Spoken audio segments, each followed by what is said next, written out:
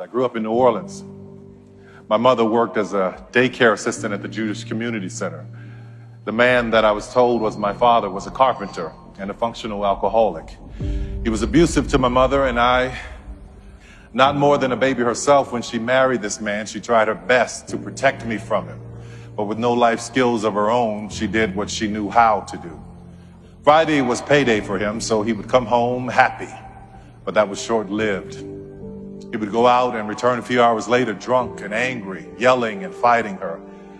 As I look back over my life, there were many people that had a hand in shining light into my darkness when I was growing up.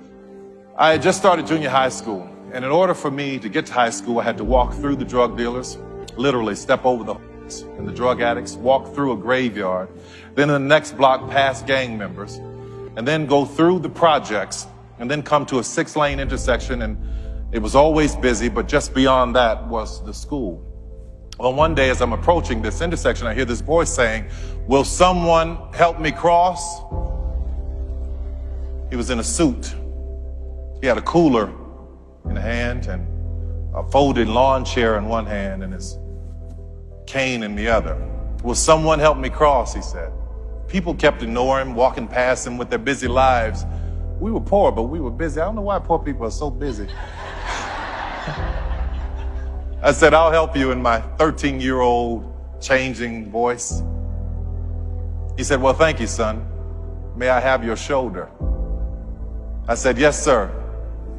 He said, "Don't trick me now." I said, "No, sir, I won't." We crossed the street. I asked him where he was going. He told me that he was going to my school to sell praline candies to the kids.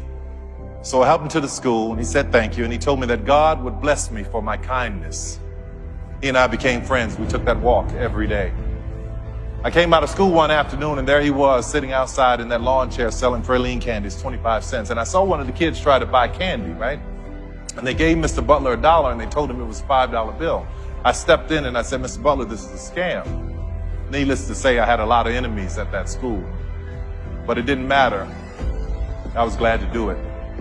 You see, Mr. Butler was one of the first men in my life to see me. And what made it all the more special is that he was blind. He was a point of light. One morning I was late meeting him, and as I walked up to the intersection, I could see Mr. Butler standing there, not saying a word. So I tipped up behind him and I said, "I'm not gonna say anything. I'm just gonna wait to see what happens." He said, "I know you're there, son." I said, "Yes, sir, I am." I said, "I didn't hear you saying, 'Will someone help me cross?'" He said, "No, I was listening for you." I said, "You were?" He said, "Yes. Sometimes in life, son, when you pray and you said all you can say, all you have to do is stand and wait and listen."